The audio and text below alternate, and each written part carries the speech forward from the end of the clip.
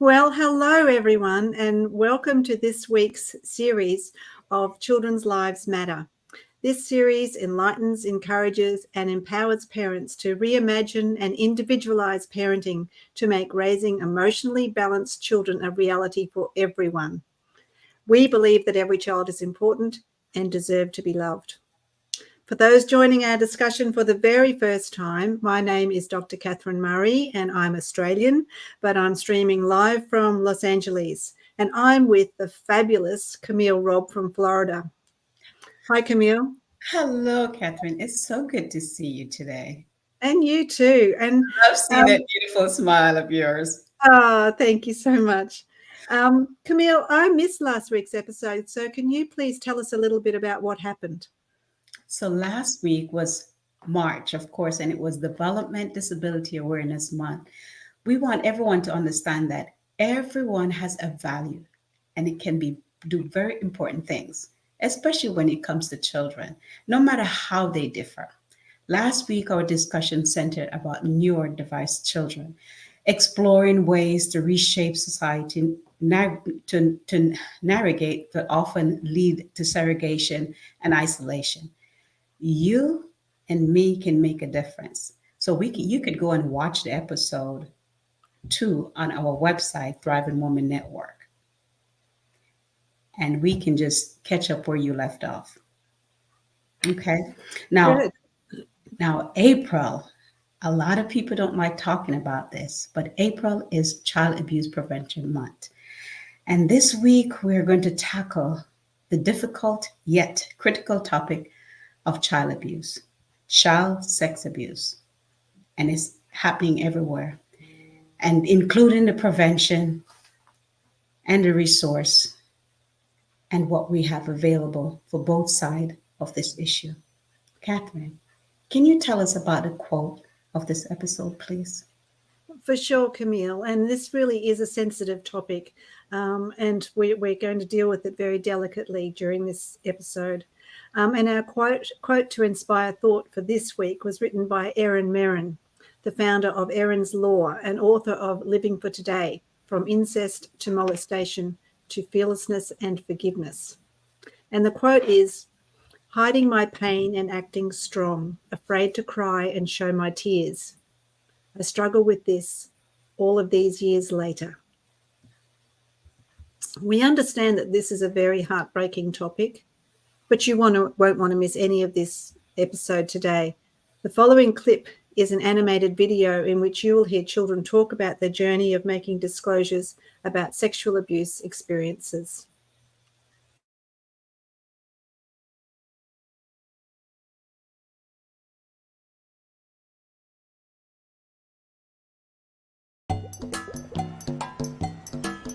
We are children and young people from the Making Noise project. And we want to show you what it can feel like for a young person going through this journey. But remember, every young person is different. No one's experience is the same. When you're a child and you're abused, you don't know what's happened and you don't know who you should tell because you're scared and you're confused. For a child, no matter what age, to say the actual thing, attacked, raped, assaulted, abused, it's very hard because you're young. You don't want to know those words. You don't want to tell your mother. You don't want to tell anyone, so you stay quiet about it and you're trapped.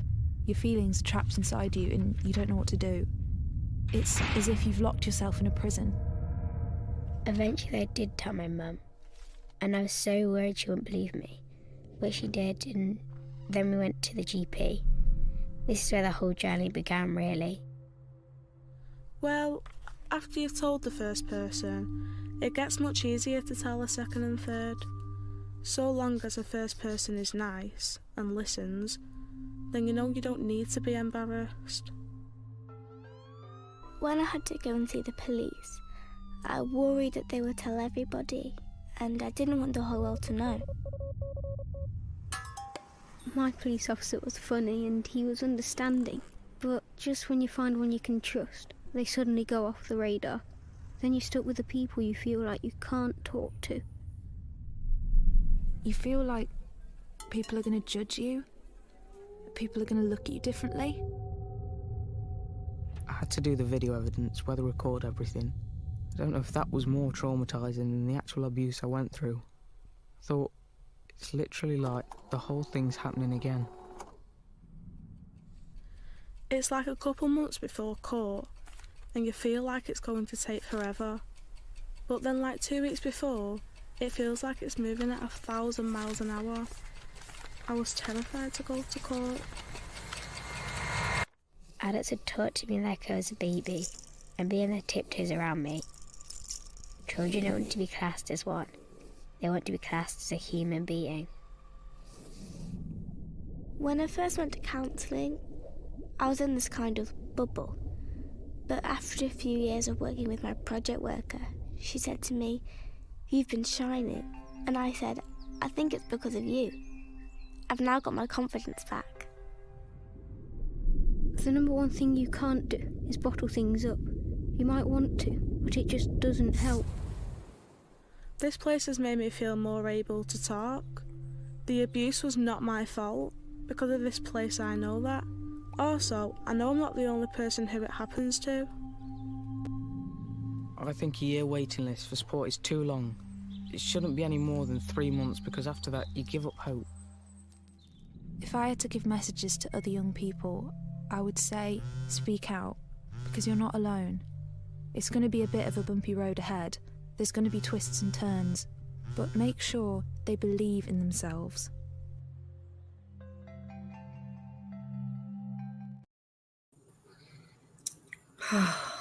Wow. All right. Welcome back, everyone. I'm Jessica Sheehan, and I'm here with one of my co-hosts, Dixie Ann Harris Gordon. And today we are talking about child sex abuse prevention. It is Child Abuse Prevention Month. So that video was pretty intense. Dixie, you have any? I'm still trying to catch my breath. Yeah. You know what stands out for me, Jessica? It's what these children go through. You know, it's hard enough for us as adults to process big emotions. But in these little minds, these little bodies, to be able to figure out how do you begin? I am grateful that this is the month that we can shed light on this and probably bring some of what's in the dark into light. Yes, absolutely. And we're going to talk about some myths. We're going to talk about prevention. We're going to talk about some actionable things in our episode today. So I'm really excited about this. I'm excited that you and I get to be here and discuss this in our segment, Dixie Ann. And you know, this video that we just watched, I think this was made in another country. We'll talk a little bit more about how things are handled in the US and how the process of disclosure looks. But in the video, you can see that there are a lot of different dynamics, different experiences. And for the victims of abuse, the children are often made to feel like it's their fault, that no one will believe them, that adults may be mad at them, that they could think that the abuse will be transferred to another sibling if they tell. There maybe are threats that are made against family members. So there's a lot to this and a lot of experiences that can happen. After a child experiences sexual abuse, it can leave them very upset, confused, understandably. Maybe they could be in complete shock. And so there's a lot of different ways that this can look. Smaller children may not understand what's happened. They may not have the words to talk about it.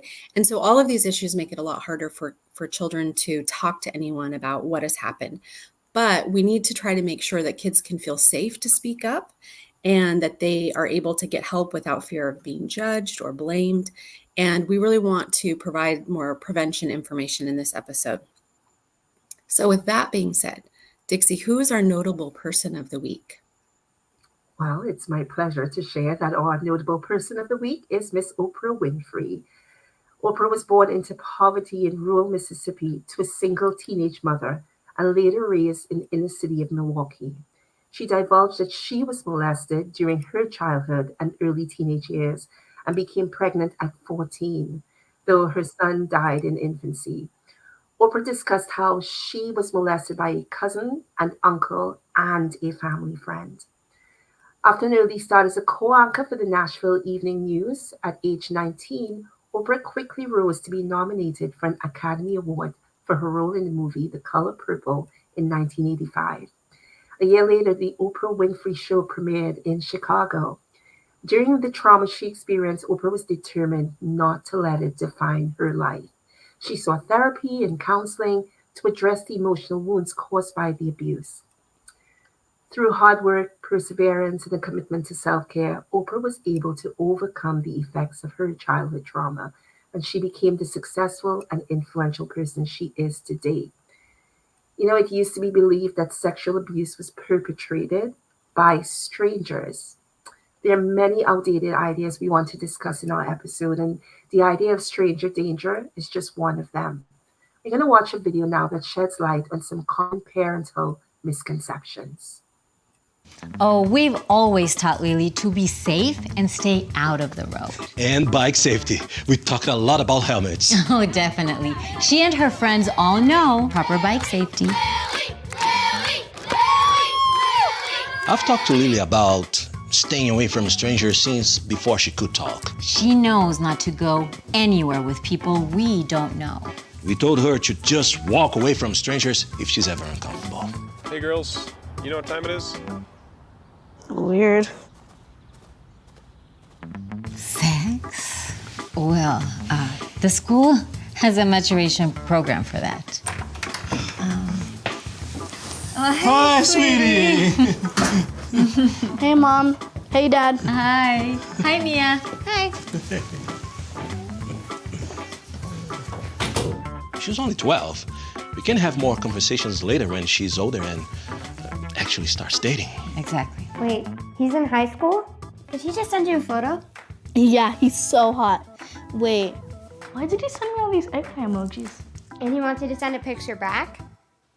Should I?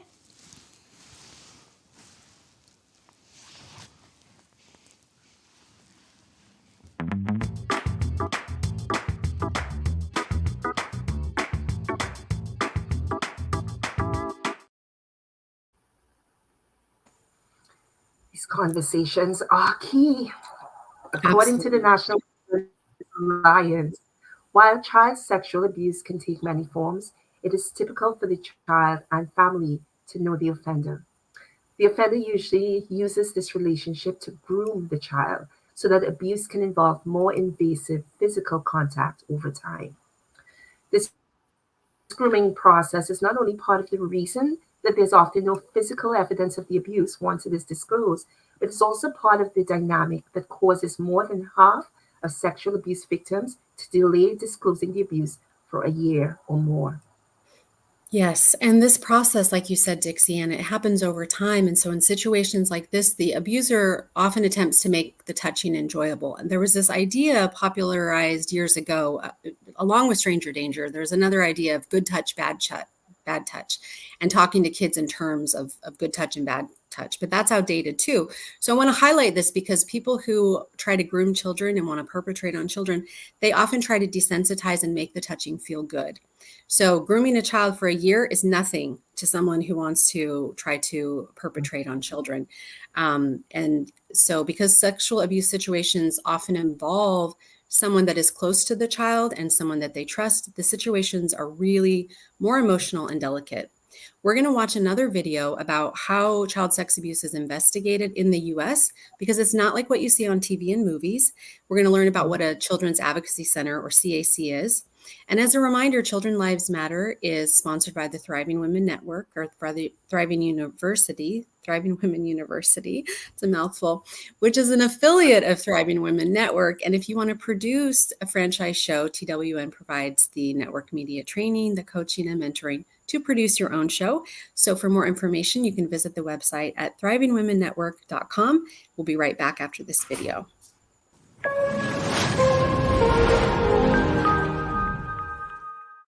A Children's Advocacy Center, or CAC, provides support to victims of child abuse. Without a CAC, an abused child may have to tell their story over and over again in settings that may be scary or where kids may think that they're in trouble.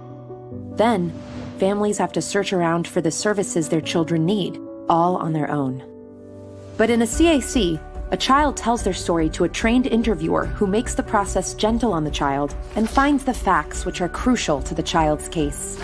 Then, a community of professionals in medicine, law enforcement and child protective services, prosecution, victim advocacy, and other heroes work through the CAC to decide the best way to help the child. And CACs provide science-backed mental health care that heals kids from trauma and helps them reclaim their futures. This community of caring professionals rallies around the child so children have everything they need, all in one place, at the CAC. To find your local CAC or to sign up for updates, visit nationalchildren'salliance.org.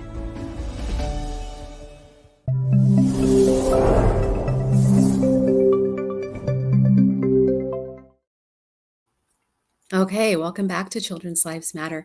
So as a former forensic interviewer, I worked at a CAC Dixie-Ann, and I've conducted well over 500 interviews into child abuse concerns. So I've personally witnessed how difficult child abuse can be on hundreds and hundreds of children and their families.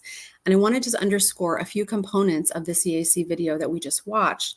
One is that a child's disclosure is recorded so that it may be used for investigations and also in court cases.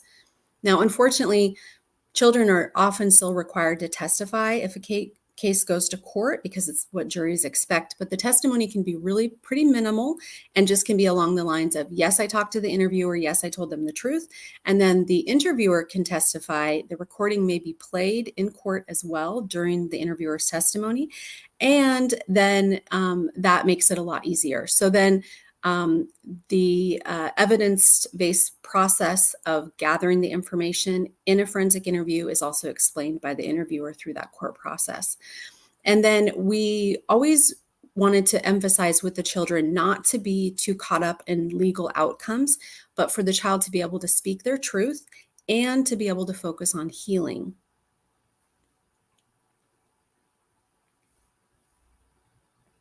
Now, with the process of a disclosure, what we want to talk about now is how parents can help to prevent their child becoming a victim of child sexual abuse. And this is a really simple concept, but it can be really difficult. So I'm going to explain it. And the first thing that we want to talk about is checking your shame. So if you have issues about sexuality or you've experienced any sex abuse, we want you to seek support. It's really important that you do your own healing to be able to raise children with strong boundaries.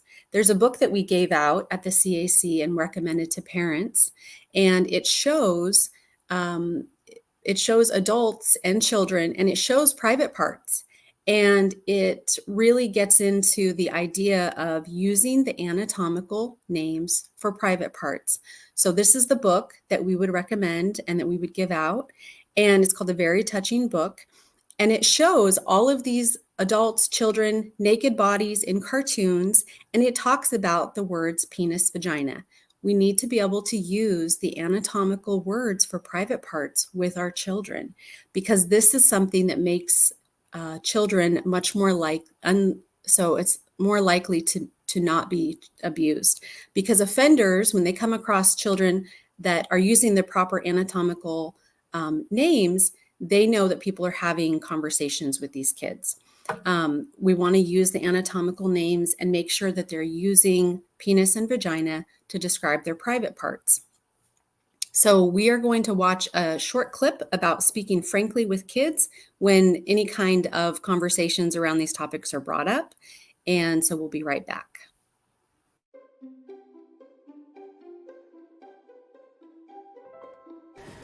All right, cross that off the list. Hey, Mom. Yeah. What does it mean to have an erection? Whoa. You are way too young to be talking about that. We'll talk about it when you're older. Okay.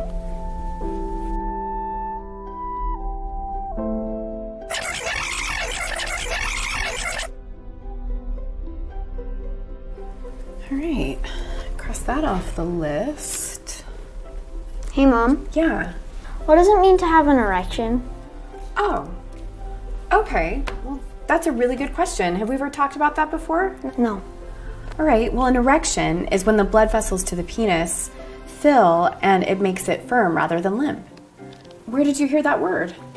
Some guy made a joke about it during swim team. All right. Well, you know what? You're going to hear words that you might not understand, and you can always come to me and ask. Like, I'm always here for all of your questions. Okay? Okay, so we really need to get comfortable with these topics. And if we aren't, we need to figure out why, because this is so, so important. And I want to welcome one of my other co-hosts, Dr. Catherine Murray, back with us here. So as we go through this information, we're going to talk a little bit more about these topics. So sex offenders love shame. They love that we are too uncomfortable to talk about these things. They love that we are embarrassed. They love that adults, they use hush voices and they want to make up names for private parts. And that is something that we need to stop doing. Mm-hmm. So we don't want to be so uncomfortable. Offenders are sneaky and they're patient. And they will also use common words to describe private parts. They can use popular words. So they may tell a child that their private part is called a Pikachu. And so then the child goes to school and says, the neighbor wanted to play with my Pikachu. And nobody knows that something's going wrong. Or a child may go to school and say, my stepdad was eating my cookie. And nobody realizes what's going on.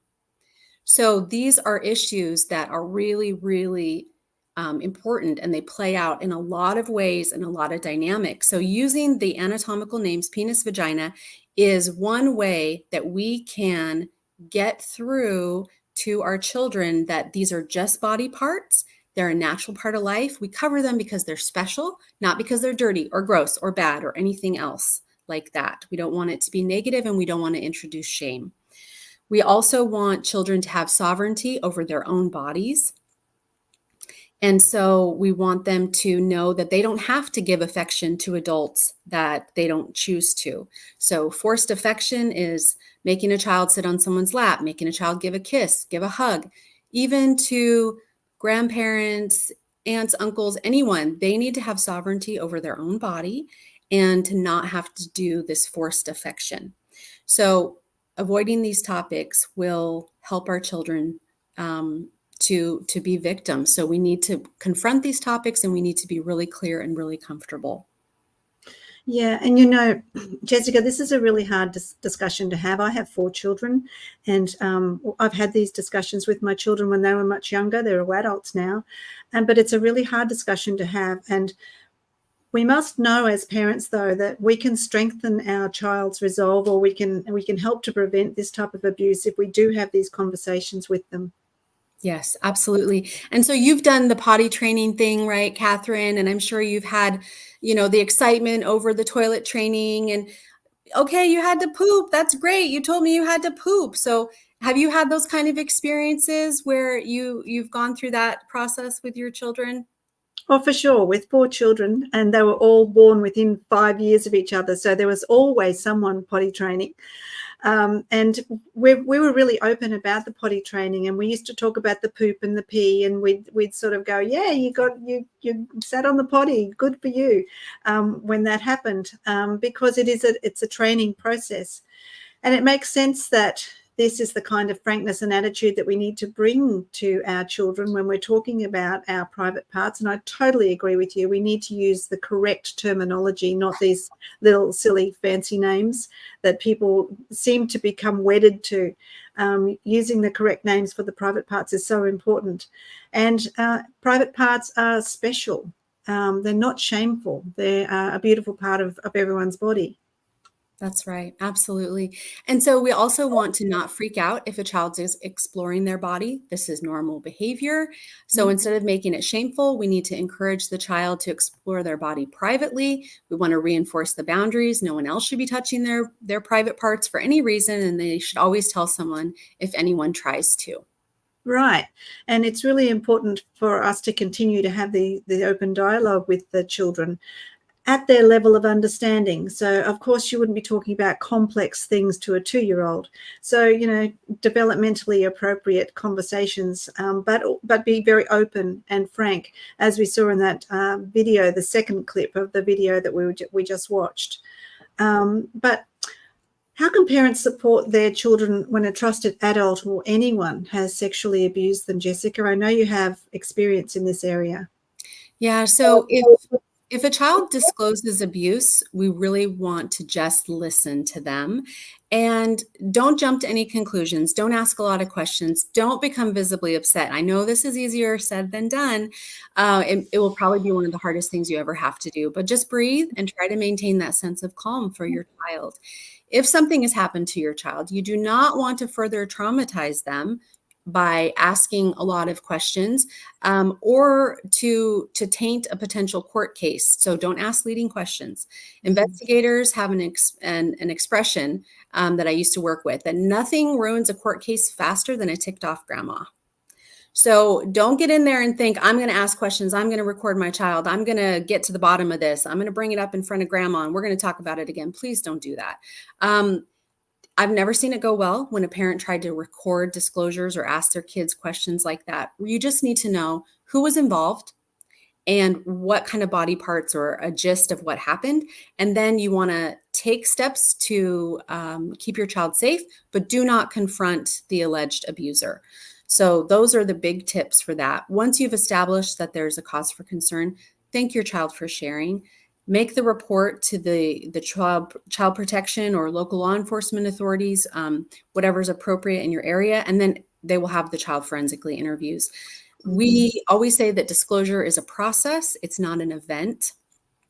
So it could be worse than what your child initially tells you. They may just say a little bit, but a recorded interview at the Children's Advocacy Center minimizes that trauma so they don't have to repeat the disclosure.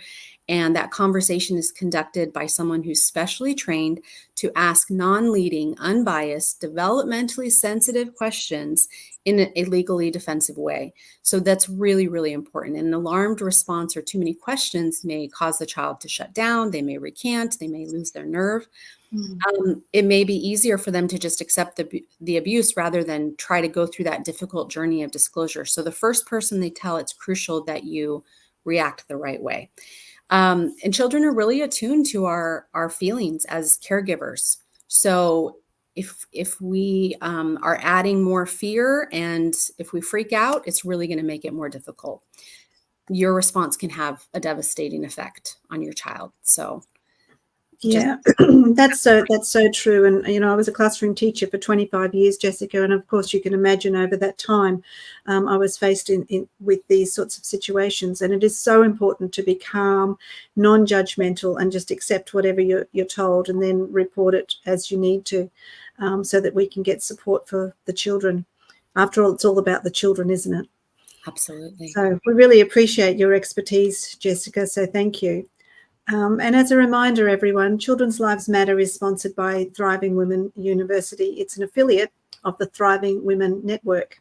And if you want to produce a franchise show, TWN provides the media network, training, coaching, and mentoring to produce your franchise show. It's a hard one to say sometimes, isn't it, Jessica? It is. For more information, visit our website, thrivingwomennetwork.com, and we'll be back soon.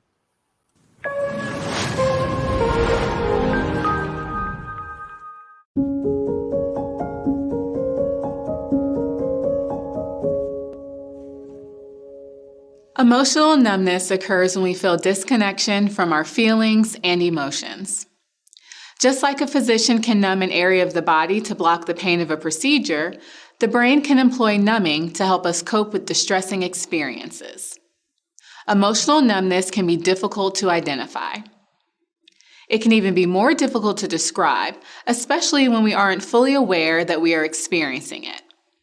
Sometimes, emotional numbness involves feelings of emptiness, disconnection, or weightlessness. We may feel like we are invisible or that our actions don't matter. Other times, the world around us may feel distant or artificial, as though everything is happening on a TV screen or behind a pane of glass. Emotional numbness can also make it difficult to focus, to connect with the present, or to take joy in things that have brought us happiness in the past. Many survivors of child sexual abuse experience emotional numbness. This is partly due to the painful feelings and emotions that can be stored in the brain and body for years after the trauma has occurred. When this pain becomes too overwhelming, the brain's solution might be to shut the feelings off altogether. Emotional numbness is, therefore, a very normal response to intense stress. But while emotional numbness is a survival tactic, it can also become a barrier to healing. This is especially the case if the numbness gets in the way of engaging in the present moment, fostering connections, and processing emotions. For example, let's say you are in a safe, positive situation that provides an opportunity for you to feel happy, excited, or joyful. But because your brain is working overtime to protect you, the only thing you feel is numb. While emotional numbness helped you survive the trauma of child sexual abuse, it's not an effective strategy for long-term well-being. The beauty of being able to feel emotions is that they serve as a clue to what you need in order to live a fulfilling life. When feelings of loneliness occur, for instance, those emotions may inspire you to reach out to others. Or if you start to feel anxious, you may recognize that it's time for self-care and rejuvenation. Because learning to feel emotions can be a difficult process, we advise working closely with a supportive therapist. We also invite you to explore the rest of this page and its accompanying resources to learn more about the link between emotions and healing from trauma.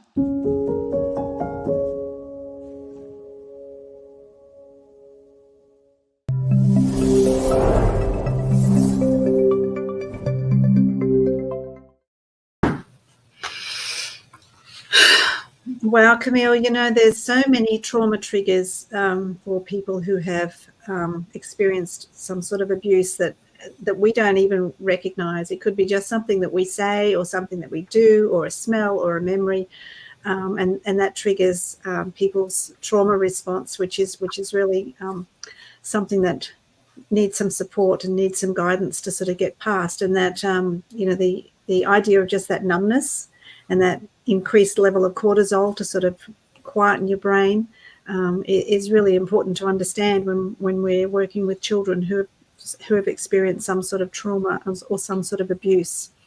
It's a sad thing that we have to even talk about this, isn't it, Camille? Yes, it is.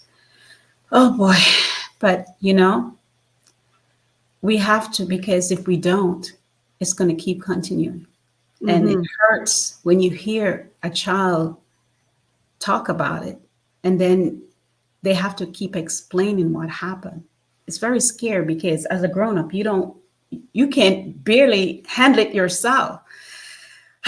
But welcome back to Children Life Matters. If you're watching, April is Child Abuse Prevention Month. And we're here to talk to parents and their families about keeping their kids from sexual harm. I know it's a tough subject and nobody wants to talk about it, but we'll do our best to explain how to stop this from happening. And if it does happen, in this part of the show, we really, really look into the issue that bring it.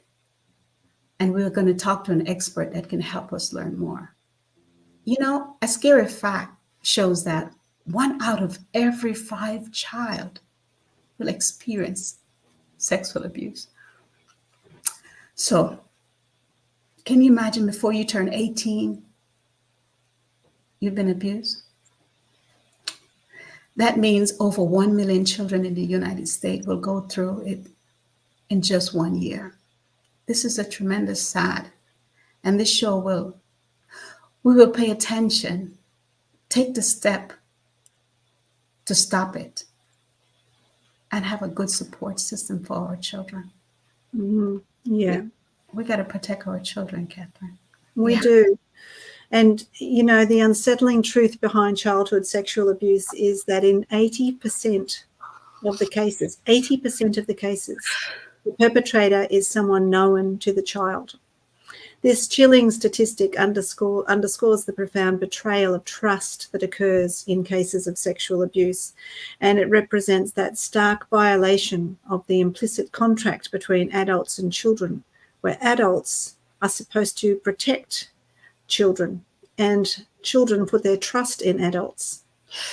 Then when someone known to the child, whether it's a family member or a friend or some sort of authority figure, perpetrates such abuse, then it shatters the very foundation of trust upon which healthy relationships are built. So think about the effect into the future with developing relationships.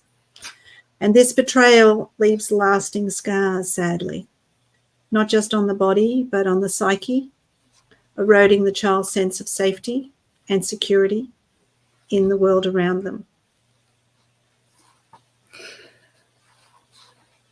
There are many ways to help parents.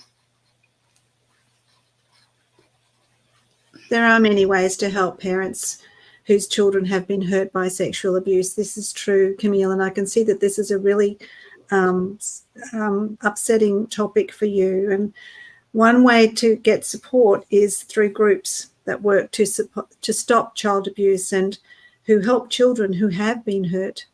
And these groups include places like the Child Advocacy Centres that Jessica was talking about before, rape crisis centres, and a group called Darkness to Light. Yes, and the Darkness to Light does workshop for places where kids go, like school, churches, and community center. They teach adults about keeping their kids safe, such as showing them someone might be making the kids feel weird or doing something that they shouldn't be doing. They also teach adult, they help the adult to avoid being among and being alone with the child and how to make sure that the kids are safe. These groups also offer stuff like books and meetings for parents and caregiver to understand how to get more support. Yeah, and most communities have organisations like this that offer counselling services through mental health organisations or specialised therapists trained in trauma-informed care for children and the families, because the families sometimes suffer just as much when they find out that this abuse has been happening by someone that they had brought into their home environment, and it's their whole trust is destroyed as well, with these people being as they are. Law enforcement agencies and social service departments also play a vital role in connecting families with resources and providing guidance on navigating the legal and investigative processes. And we've sort of touched on that before when Jessica was explaining the role of disclosure and recording it, so the child doesn't have to keep reliving and commenting on the events that have happened. But prevention of childhood sexual abuse takes many conversations.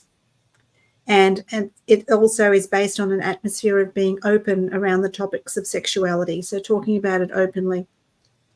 So let's watch this video about how you can empower yourself and others by having more discussions. But before we go to the video, I just want to remind you that Children's Lives Matter, this show, is sponsored by Thriving Women University, and it's an affiliate of Thriving Women Network. If you want to produce a franchise show, TWN provides the media network training, coaching, and mentoring to produce your franchise show. For more information, go to thrivingwomennetwork.com. Now let's have a look at this next little clip.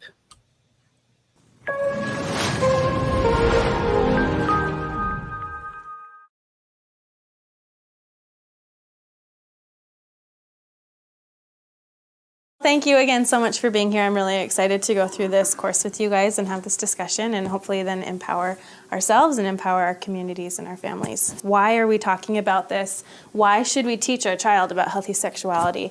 Research shows that children who don't know about sexuality are more at risk of being abused. Our goal is also to give them the tools that when they see something like that, it doesn't ruin them. I enjoy meeting people and getting to know them and hearing backstories and learning and educating. Like, this is combining multiple interests of mine, but I was a little bit apprehensive as far as I wasn't quite sure exactly what the content would be. So I'm going to tell you about my first child and our discussion about sexuality and how I botched it. So I want you guys to get in pairs and little conversations, and then we'll come back together as a group and discuss it. I like that he owned it, that he said, you know, I messed up, it wasn't great, it wasn't awkward, and I think that reassures us like, oh, you know what, it's okay, it's going to feel weird and awkward, but you keep trying and you keep doing it. That gives you some confidence. My nerves eased up a lot, even just after the first little round of discussion, just like, okay, this is working. Like, it just fell into place. I felt like it just flowed. What I got from it was just the idea that if they have like the knowledge, the vocabulary of their body, then they'll just be more aware. I can just totally see how it would be helpful. Right. It's really hard to teach your kids about sexuality before you actually know what you want to teach them. So we have to take a minute to think about what are our own beliefs about these things, what are our own values. We're gonna go ahead and do this worksheet. I want you guys to take some time to reflect on what your thoughts are about sexuality and go through this worksheet. Biggest thing that I got from this paper, because it broke down all the different types of conversations that fall under the category of sexuality, things that I just didn't even think about. I love a good list, and it's nice to have it broken down into these parts. As I was looking over the list, my gut reaction was just like, stay away from this. Don't ever think of this. But I think that that's not wise, because you can't just shelter your kids forever. Well, I've got some figuring out to do. I thought it was really great. I thought the more people commented, the more it encouraged commenting and sharing. So I want you to partner up with somebody and we're gonna practice. So you're each gonna take a turn. One person's gonna be the parent, one person's gonna be the child. Talk to them about what they see, like, hey, have you seen inappropriate images on your phone or on your friends? And they have. When is it appropriate to talk to your daughter about those things? I feel excited that times are changing, that this is a conversation that's happening a lot more often with people. It's something I feel like I would do anyway, but it's like now there's this societal permission to do so, and it's much more accepted. Sometimes you have to put your child's welfare and well-being before a family member's. The idea that you have to be more careful with girls than you do with boys. I think that it led to misconceptions for sure. Yeah, I just felt really strongly that what we're doing here is life-changing. We are possibly saving kids from being sexually abused. This has been really good discussion. I really appreciate you guys opening up and sharing with the group. If you're thinking about going and sharing this with your neighborhood, with your family, I'd say just do it. Have confidence in yourself. Enlist some help. So I enlisted Annie, who's very social and outgoing and has no problem talking to people and saying, like, come to this, come to this, come to this. I will pester you until you come to this. That's all I have. I just want to say thank you so much for coming. Thank you for being willing to have this conversation. Now that you know better, let's do better.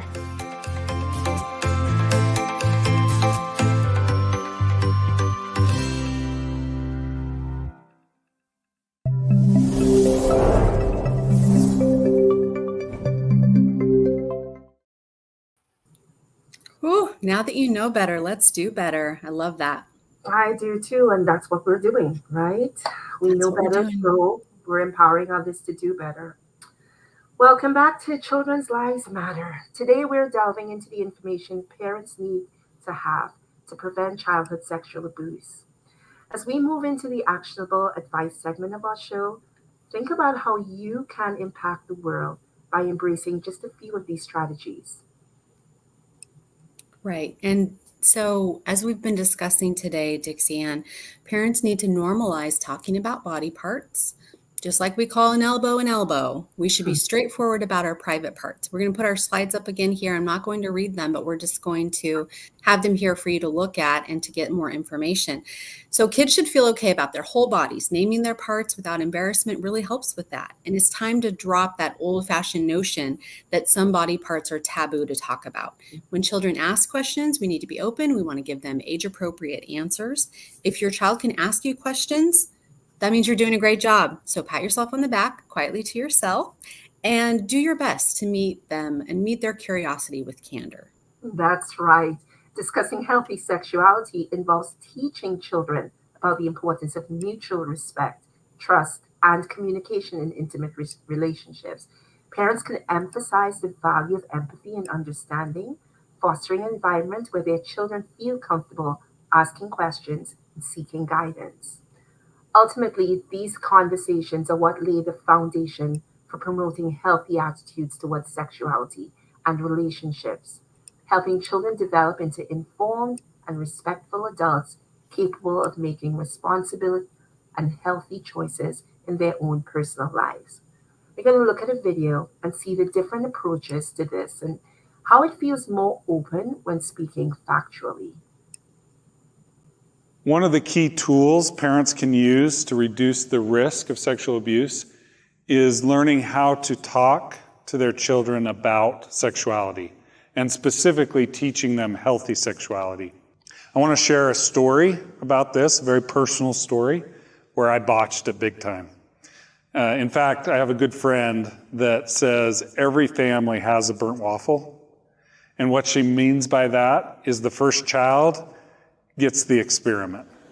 So I'm going to tell you about my first child and our discussion about sexuality and how I botched it, and contrast it hopefully with some positive examples that I had with some of my other children. So my oldest child was 8 years old. This was about 10 years ago. He's now 18. I was going to take my son to a basketball game. We're going to have the big talk. So if you can imagine this, we're driving to a basketball game, and being first-time over-paranoid parents, of course, he's in the back seat as an 8-year-old, sitting in a booster seat. Just what you would expect from first-time parents, right? So I just lay it out and tell all about how sex works, why we have sex. And I went on for about 20 minutes. And at the end of that 20 minutes, I asked him, "Son, do you have any questions?" He said, "Yeah, Dad, I have one." So I'm all amped up thinking this was going to be a great conversation. This was going to be a major success. And then he asked this question: "Dad, can we talk about something else?" Well. Okay, so that was a good video, and we're just going to kind of keep going here with our discussion because we have so much to get through. I do just want to say, please keep in mind that it's not just girls who are sexually abused, it's boys too, okay? But conversations will get more complicated as children grow, and parents need to just engage in those open discussions with their children about consent and healthy sexuality, and just be ready for a range of topics, including personal boundaries, respecting the boundaries of others, recognizing signs of consent, knowing how to communicate effectively in relationships, because by addressing these subjects early on, parents are going to equip their children with the knowledge and the skills to navigate relationships in a respectful and responsible way. And we want to really instill that sense of sovereignty with kids over their body so that they understand that they have rights and they have the confidence to assert them whenever necessary. So now, without further ado, I'm honored to introduce our guest, Melissa Osario, author of Hidden Memories and a survivor of child sexual abuse. Melissa, welcome. Thank you for being here with us today. Thank you for having me. We're so glad to have you with us, and we want to get right into it. So you didn't have any knowledge of your abuse until well into your adulthood. How did the after effects of abuse manifest in your life? Yeah, so correct. I did not remember the abuse consciously. However, subconsciously, everything was stored in my body and in my mind. So the effects manifested very much like they will manifest for someone that remembers being abused, except that I had no explanation for it. So it's like I often question, how do you actually heal a wound that you don't know you have? So it was quite distressing. I felt completely disconnected from myself, from everyone.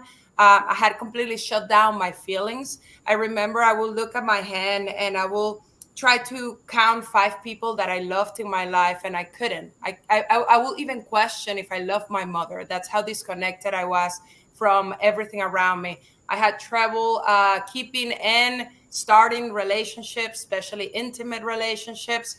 So what that did, because I had no memory, was that of the abuse, was that I internalized this connection and these feelings as there is something wrong with me.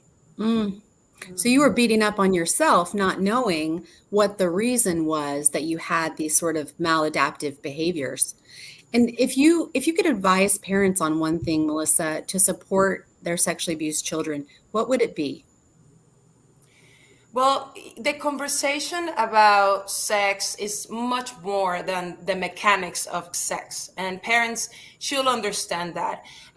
The conversation about sex is what is empowering children to be able to know their boundaries, to be able to understand what is proper behavior and what is not proper behavior. And because often sexual abuse comes sadly from people that are close to the family, it's really important for parents to make the distinction that it doesn't matter who it is. It can be anybody in their circle. They need to understand boundaries and consent. It is such a pleasure to speak with you about this, Melissa. I feel your story would really help parents understand the long-term effects of child sexual abuse. How do you think we can, parents, create an environment where children feel safe and comfortable discussing uncomfortable topics such as sexual abuse? Well, first, it's really beautiful to have spaces like these where more awareness is brought up to this. If we think of how our parents were raised, often they didn't get any sex education. So what happens is that it's not fully blaming the parents that don't talk to their children. It's that they don't know how because no one ever talked to them. So it's to be able to have these conversations more openly in the community, for society to remove the stigma away from the difficult conversations, especially with children, and for parents to remove the blame out of themselves for not being able to maybe protect their children because they didn't know what to say. So it's just creating small differences where we speak more openly about it, and then our children will speak to their children. So it's just starting, basically. And that begins a whole different type of cycle. Melissa, what is your mission and how can we support it?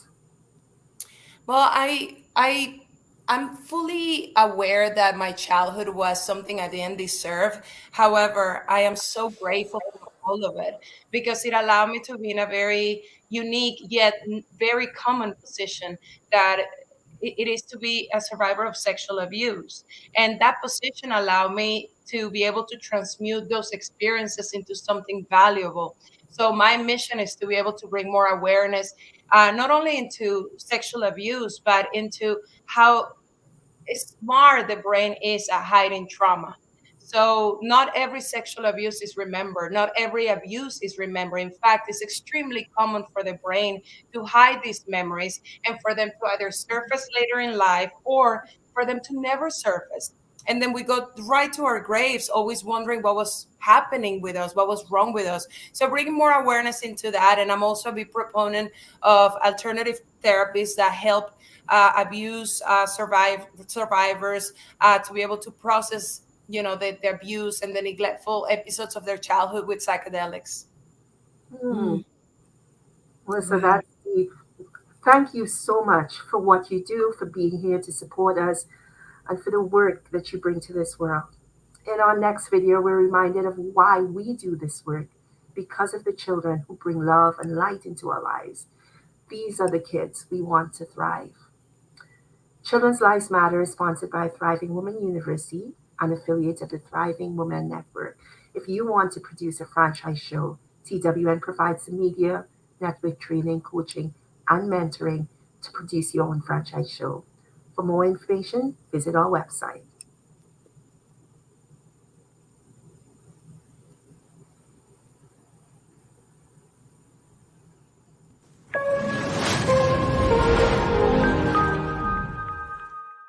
Now is time to make the best introduction of the night. You are about to meet Reddy and Jackson. Both boys are absolutely 100% colorblind, and we don't mean in the medical sense. CBS 4 anchor Elliot Rodriguez explains.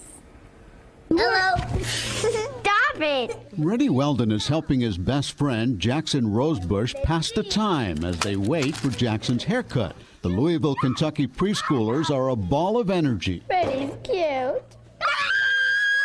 Today, Jackson has a particular cut in mind. How are you getting your hair done today? Like Reddy?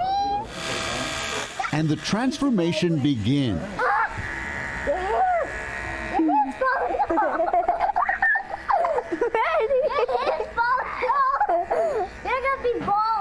It's all part of the boys' master plan to trick their teacher.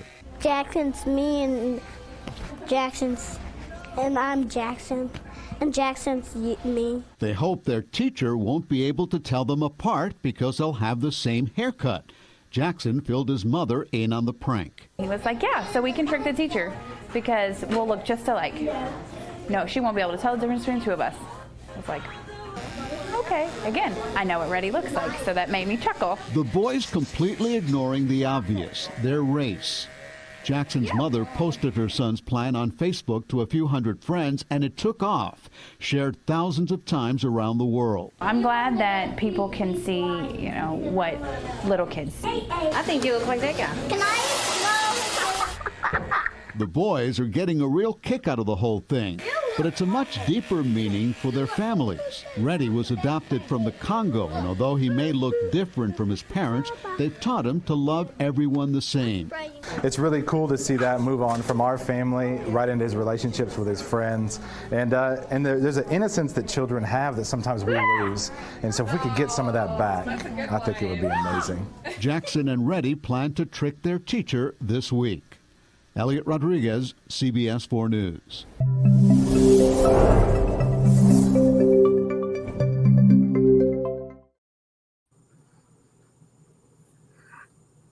So beautiful. It was really cute. So we have a few more minutes here, and we want to take advantage of our guest being with us, Melissa Osario, the writer of the best-selling book, Hidden Memories. And so, Melissa, can you talk to us about the process of writing your book and what that was like for you? Yes. So when I started to recover the memories of trauma that my brain had hid for my own protection, I went on a quest for healing, knowledge, and understanding. And very early on, I realized that my experiences were not unique, that I wasn't special, that this is something that is incredibly common. And I didn't understand how more knowledge was not out there for all of us, for society, about how the brain hides trauma, about how, you know, these experiences continue to steer our lives, and about any alternative treatments that could help.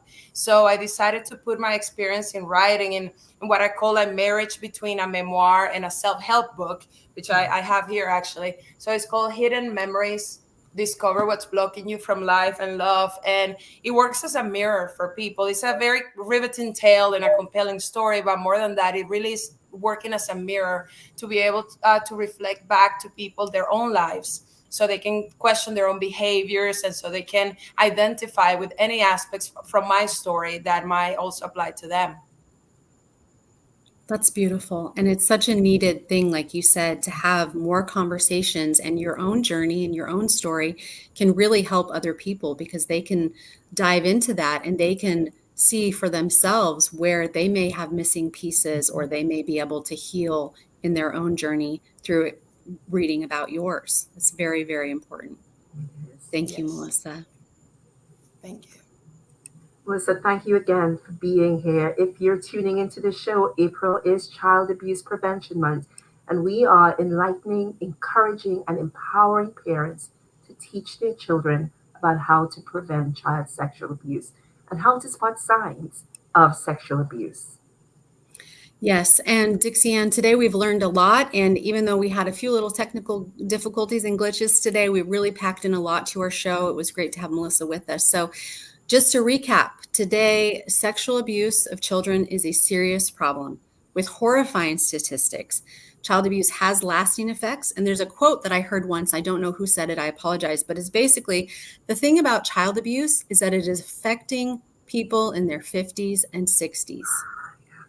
It is continuing on and on in our lifetimes. So we learned about how we can be part of the solution in preventing sexual abuse by checking our own feelings about sexuality, about shame, not projecting shame onto our children, being open and comfortable using the correct words, penis, vagina. These are just words. We want to have open dialogue with our children.